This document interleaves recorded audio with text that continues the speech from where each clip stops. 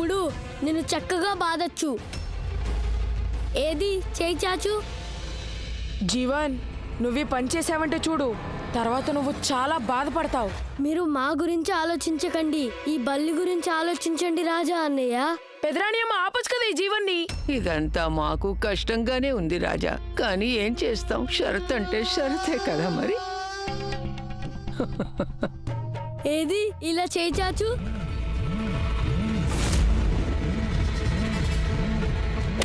అమ్మా మేము ఒకే కూటి పక్షులం, ఒకే మాట మాది, ఒకే పాట మాది.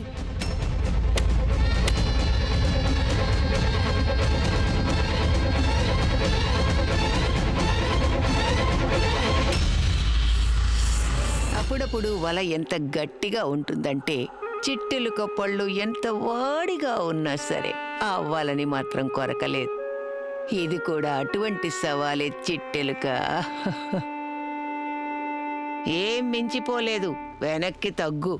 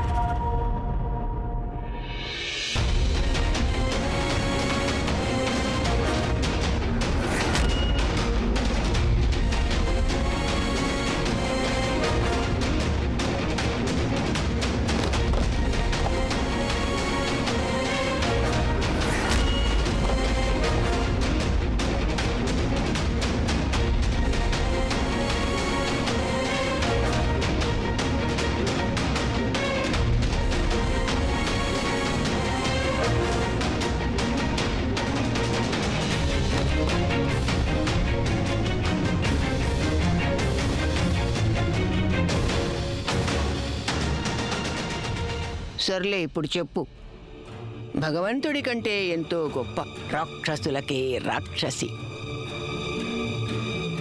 పేదవారి దగ్గరే ఉంటుంది. డబ్బున్న వాళ్ళకి అది ఏంటో తెలియదు. ఒకవేళ దాన్ని తినేస్తే వెళ్తారు వారు కాటికి. నాన్న, ఒక మాట చెప్పు, భగవంతుడి కన్నా గొప్పవాడెవరు? భగవంతుడి కన్నా గొప్పోళ్ళు ఎవరు ఉండరు. దీని జవాబు ఏమీ లేదు.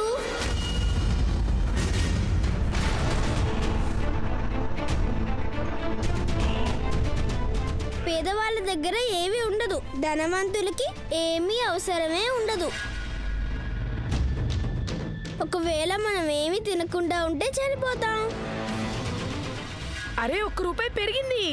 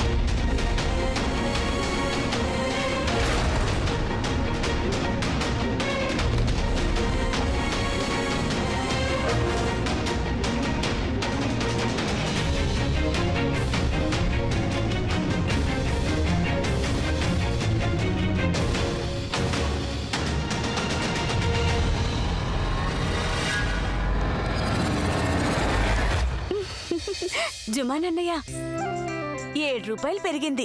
ఈసారి నేను వెండి పట్టీలు కొనుక్కుంటాను. నేను కొత్త షేర్వాణి కుట్టించుకుంటాను.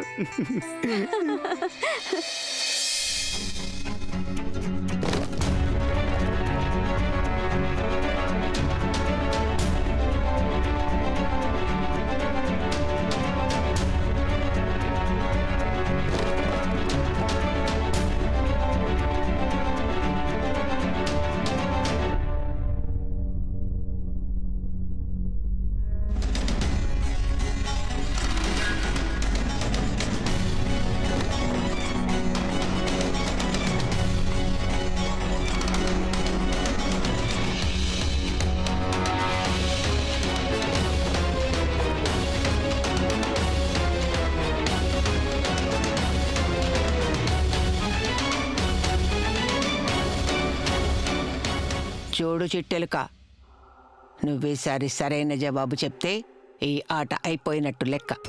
కానీ నువ్వు తప్పుడు జవాబు చెప్తే గనక నిన్ను 100 సార్లు నిన్ను కర్రతో బాదాల్సి వస్తుంది. చెప్పు, 100 దెబ్బలు ఒప్పుకుంటావా? సరే, కానరావు గాని బాధని కలిగిస్తాయి. తాకలేనివైనా విషపూరితాలు. సత్యాలు కావచ్చు, అసత్యాలు కావచ్చు. ఓసారి మంచి చేస్తే ఇంకోసారి చెడు. ముళ్ళుంటాయే ఆ వృక్షమా? క్యాక్టస్? వారేవా, ఏం తెలివే నీది. అయితే ఇది నీ చివరి జవాబు కదూ? చెప్పు, చివరి జవాబు ఇదేనా? బల్లి నువ్వు తొందరపడకు. దీనికి జవాబు బాగా ఆలోచించి చెప్పు.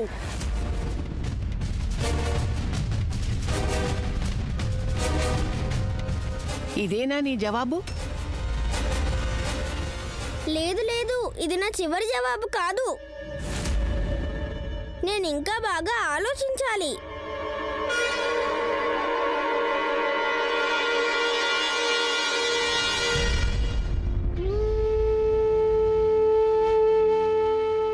ఈరోజు మీరు మాకు బాగా గుర్తొస్తున్నారు రాజమాత.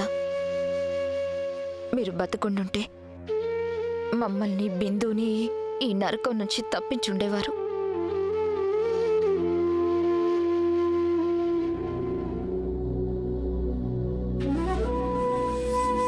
నువ్వు మా కోసం ఒక పని చేసి పెట్టాలి సువర్ణ. మహారాజ్ అంటున్నారు నువ్వు మాతో కలిసి నారీ నికేతన్కి రావాలని. అక్కడ నువ్వు ఒక నిరుపేద మహిళకి బహుమతి ఇవ్వాలంట. నీ చేతుల మీదుగా ఈ పని జరగాలంటున్నారు. బహుమతి ఎవరికివ్వాలి? మాకెలా తెలుస్తుంది? ఎవరో దిక్కులేని ముసల్దై ఉంటుంది.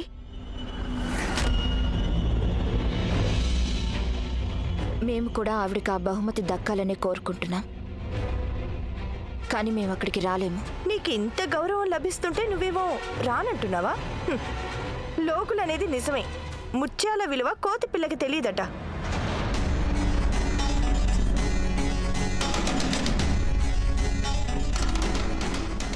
కోతిపిల్ల ఏం చేస్తుందంటే కోతులాడించే వాడి డప్పు శబ్దానికి ఆడుతుంది.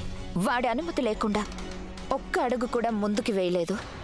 అంతెందుకు, నారీ నికేతనంలో జరిగే కార్యక్రమం గురించి తన యజమాని చెప్పినప్పుడే పల్లికిలించుకుంటూ ఇలా వచ్చి అడుగుతుంది.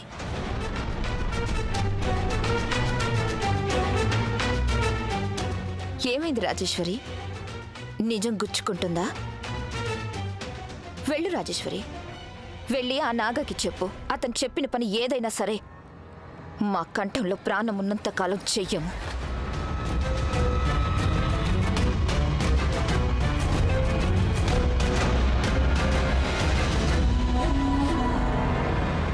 ఆలోచించు రాణి, ఆలోచించు.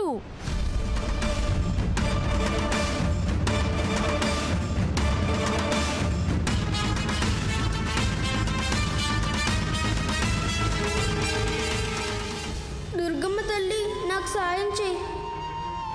యాదేవి సర్వభూతేషు శక్తి రూపేణ సంస్థిత. నమస్తస్యే నమస్తస్యే నమో నమః.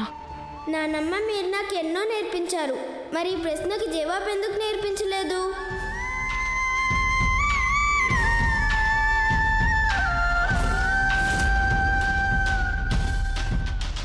నోటి నుండి వెలువడే మాట, పొదిలోంచి వెలువడే బాణం ఎప్పుడూ వెనక్కి రావు రాణి. కానీ మాటలు బాణం కంటే ఎక్కువ గాయపరుస్తాయి. ఏంటమ్మా మీరు ఎన్ని చెప్తే పసిపిల్ల మనసు పాడైపోదా? లేదు లక్ష్మణ్, రాణి మాటల ప్రాముఖ్యం తెలుసుకోవాలి. ఎందుకంటే మాటలే వ్యక్తిత్వాన్ని తీర్చిదిద్దుతాయి. చూడ్రాణి, నువ్వెప్పుడూ నిజాయితీగా ఉండాలి. మాటలు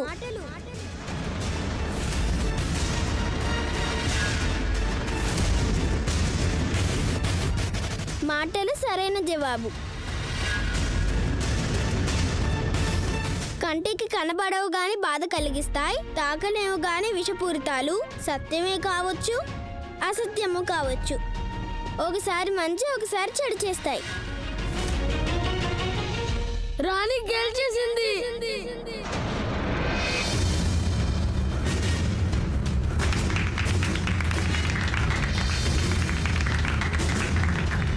రాణి గాయత్రికి జై, రాణి గాయత్రికి జై, రాణి గాయత్రికి జై, రాణి గాయత్రికి జై, రాణి గాయత్రికి జై, రాణి గాయత్రికి జై. ఇక్కడికిక్కడ మీ పీక నులిం పారయ్యాలనిపిస్తోంది మాకు.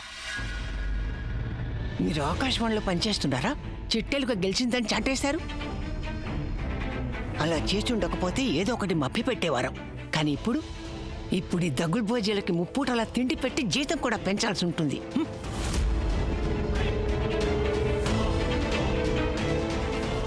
సారీ.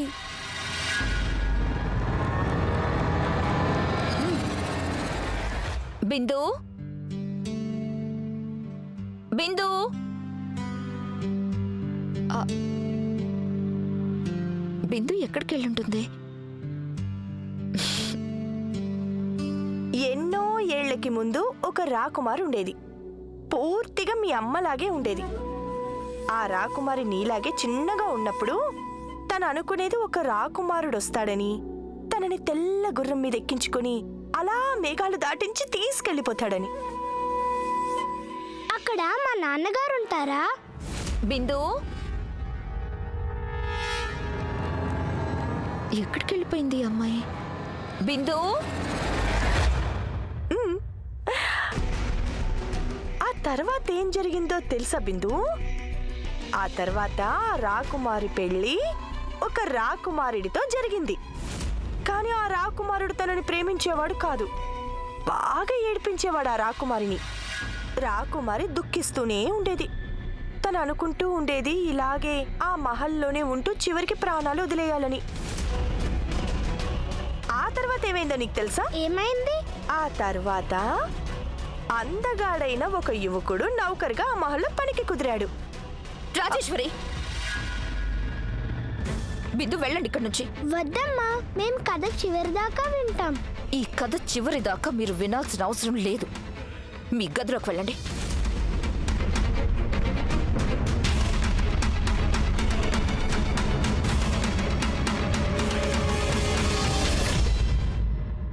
అసలు నువ్వేం చేస్తున్నావు?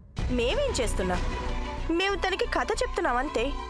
ఆలోచించు స్వర్ణలేక, ఏదో ఒక రోజున మేము నీ కూతురికి పూర్తి కథంతా చెప్పేసావనుకో. కథలు మా అమ్మాయికి మేమే స్వయంగా చెప్పుకుంటాం. ఎందుకంటే మేము లక్ష్మణ్ని నిజంగా ప్రేమించాం. దాచిపెట్టేందుకు అదేం దొంగ పని కాదు. కానీ ఈ విషయాల్ని అర్థం చేసుకోవడానికి బిందుకి వయసు చాలదు. అందువల్ల ఇక ముందు ఎప్పుడు తనకి ఈ కథ చెప్పడానికి ప్రయత్నించద్దు. చింత చచ్చింది కానీ పులుపు మాత్రం చావలేదు. నేటికి అప్పటి పోగరు, అదే ఉక్రోషం. సరే అయితే మీ మాట మేం వింటాం. మరి దానికి మారుగా మీరు కూడా మా మాట వినాలి కదా. కాస్త అలా వచ్చి ఆ నిరుపేద వారికి బహుమతులు ఇచ్చిరండి. పాపం వాళ్ళు ఆశీర్వదిస్తారు.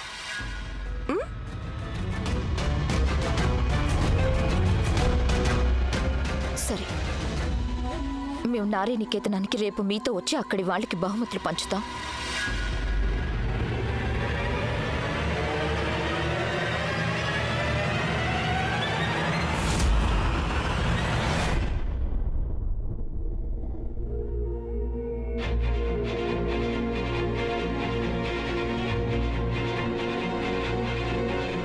ఈ రాణి రాజాని దింపడానికి వెళ్ళి ఎంతసేపు అయింది? అక్కడే ఆడుకుంటూ ఉందేమో. లక్ష్మణ్, నీకు రాజా ఎక్కడుంటాడో ఏమైనా తెలుసా?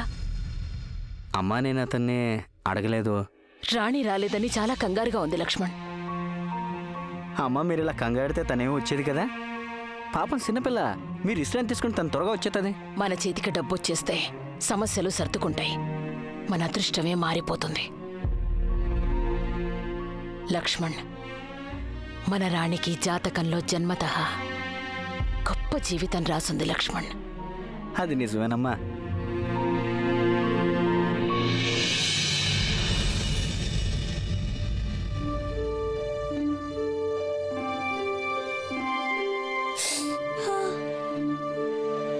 రాజాబాద, నీకు బుద్ధి లేదా?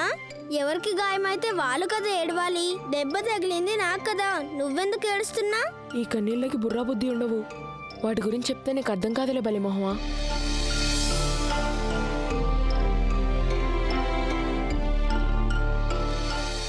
ఏం అంటున్నావు నువ్వు? నువ్వే అంటుంటావు కదా, గాయం మీద కాస్త పసుపు తీసుకొచ్చి పూస్తే గాయం తగ్గుతుంది త్వరగా. కానీ నేను ఇప్పుడు పసుపు రాసుకోలేను. నాకు బోలెడంత పని మిగులుంది. ఈ రోజు నీ పని ఇంకొకరు చేస్తారులే. ఏం వద్దులేండి, నా పనంతా నేనే చేసుకోవాలి, స్వయంగా చేసుకోవాలి. అయితే సరే, ఈ రోజుకి నా చేతులే నీ చేతులు అనుకో. అదేమిటి? తర్వాత చెప్తాను గానీ ముందు నువ్వు పసుపు రాసుకోబల్లి. నా మీద నమ్మకం ఉందిగా. మ్మ్.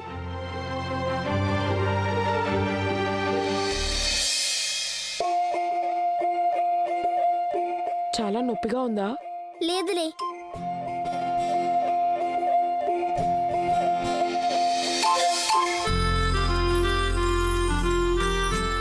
ఇప్పుడు చెప్పు, ముందే పని చేయాలి. అన్నిటికంటే ముందు మనం గిన్నెల్ని తుడవాలి. పద.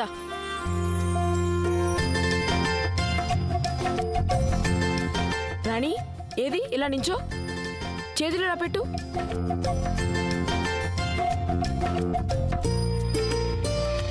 ఇప్పుడు ఏ పని చేయాలో చేసుకో. నీ బుర్ర నీ నోరు పనిచేస్తాయి, చేతులు మాత్రం నావి. భలే భలే రాజా బాజా, నాతో స్నేహం చేసి నీకు కూడా బుర్ర పనిచేస్తోంది. సరే, ఇంక గిన్నెలు శుభ్రం చేద్దాం. చిట్టులుక భలే తెలివైందేనే. తన స్నేహం పీక తనే నులిమి పారేస్తుంది అనుకున్నాను. పరిస్థితే వేరుగా ఉంది. భలే, చూస్తుంటే మనం ఇద్దరం కాదు, ఒక్కరిలా ఉన్నాం. రాజా రాణి వేరువేరు కాదు, వాళ్ళొక్కటే, ఎప్పుడు అలాగే ఉంటారు.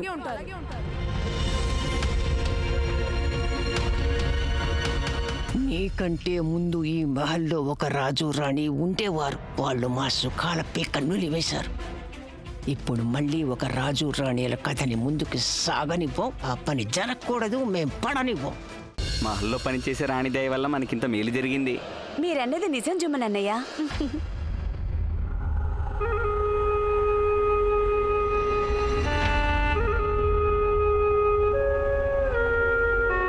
గుమాస్తా గారు, జీతాలు మేం పంచుతాం. చిత్తం. తర్వాత ఇవ్వాల్సింది ఎవరికి? శోభాకి.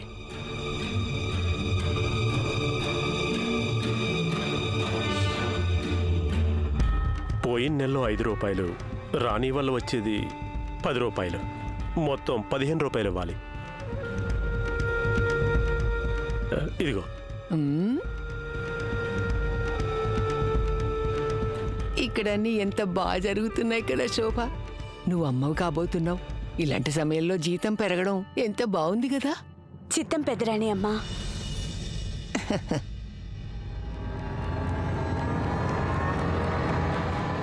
కాస్త ఆగు. పోయిన వారం నువ్వు కళ్ళు తిరిగి పడి 4 గ్లాసులు విరక్కొట్టేశావు, గుర్తుందా? చిత్తం. గుమాస్తా గారు, గ్లాస్ ధర ఎంతో చెప్పండి. పెద్దరాణి అమ్మ, అది 15 రూపాయలు అవుతుంది. అంటే 4 గ్లాసులు 60 రూపాయలు.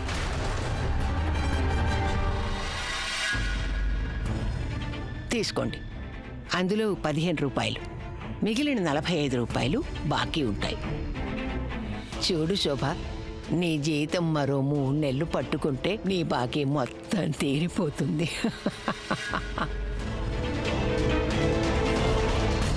యా అల్లా, నీకు నా కృతజ్ఞతలు.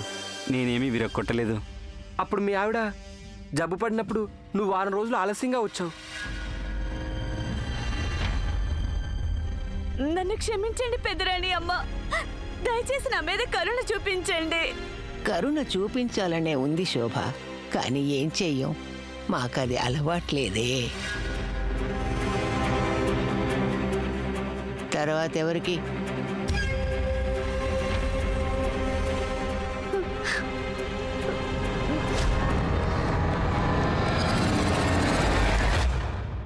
ఇతను వారం రోజులుగా ఆలస్యంగా వస్తున్నాడు. దానికి డబ్బు మినహాయించండి. మిగిలిన వాళ్ళకి ఇవ్వాల్సింది ఏదో ఇచ్చి పంపండి. అలాగే. వాళ్ళ దగ్గర పట్టుకోవాల్సింది మినహాయించి ఇవ్వండి. అలాగే అమ్మా. కాస్త దయ చూపించండి గుమాస్తా గారు, ఇంకొంత డబ్బు ఇప్పించండి గుమాస్తా గారు.